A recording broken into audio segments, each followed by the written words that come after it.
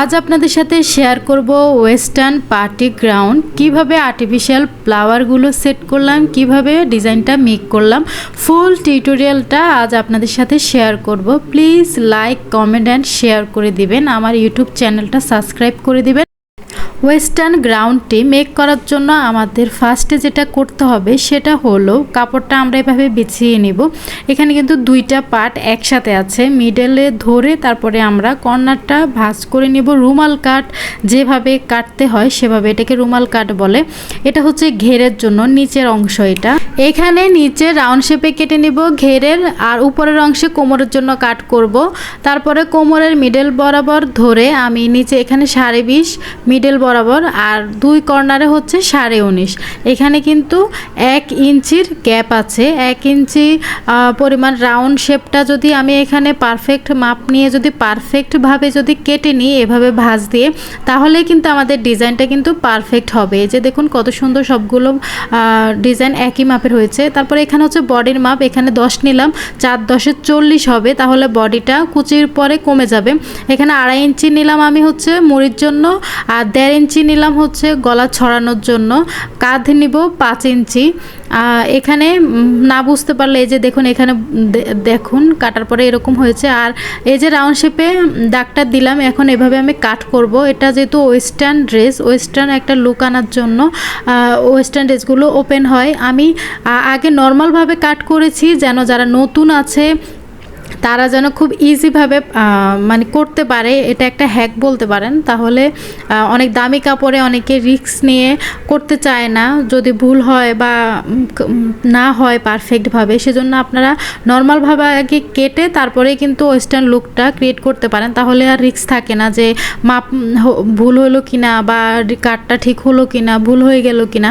সেজন্য এভাবে আমি আগে নর্মালভাবে কাট করে আপনাদেরকে দেখালাম। তারপরে ওয়েস্টার্ন লুকটা কিভাবে নর্মাল থেকে ওয়েস্টার্ন হয়ে যায় সেটাই আপনাদেরকে দেখাচ্ছি। তাহলে নতুনরাও নির্ভয়ে করতে পারবে রিস্ক ছাড়া। সেজন্য এটা একটা ট্রিক্স বলতে পারেন।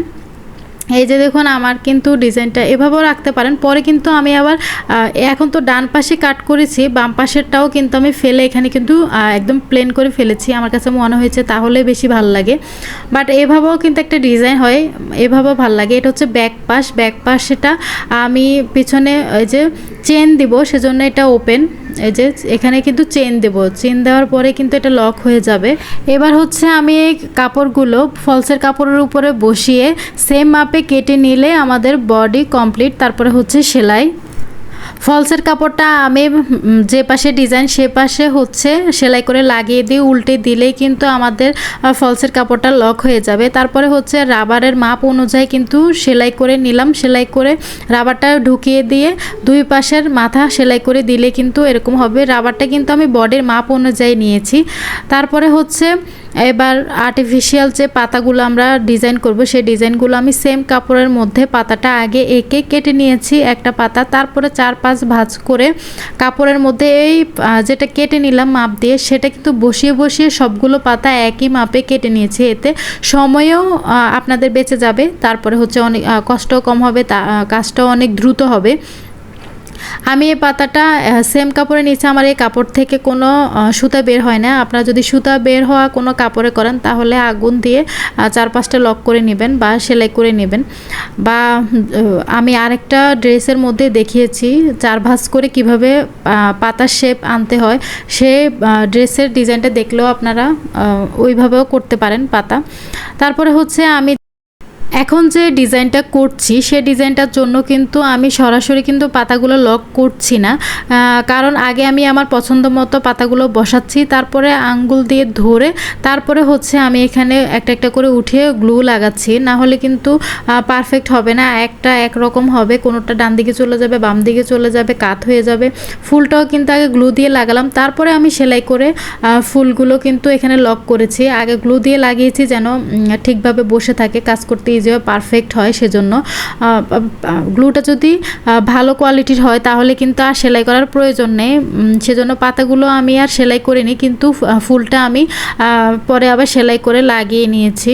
আর্টিফিশিয়াল পার্লগুলো কিন্তু থাকবে, সেটাও গ্লুতে লেগে থাকবে। সেজন্য ওটারও যদি উঠে যাবে মনে হয় আপনার, তাহলে সেক্ষেত্রে আপনারা সেলাই করে নিতে পারেন, তাহলে আরও বেশি মজবুত হবে।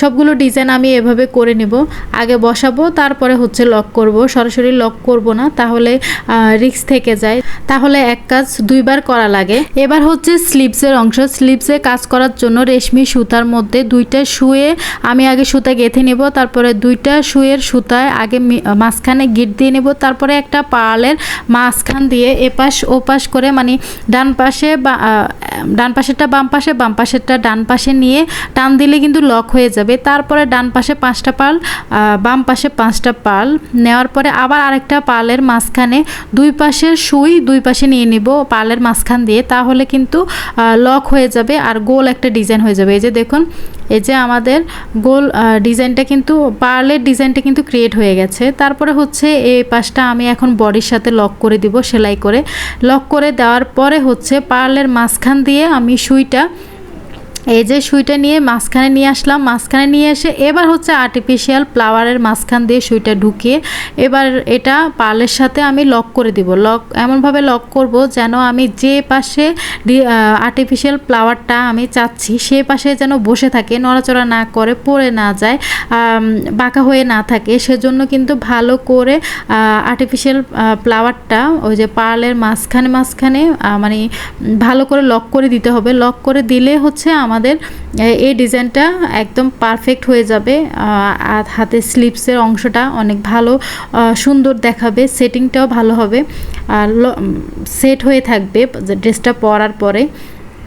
তারপরে হচ্ছে আমি পিছনের যে অংশ বডির অংশের সাথে এই ডিজাইনটা আবারও আগের মতো সেলাই করে কিন্তু এখানে লক করে দেব।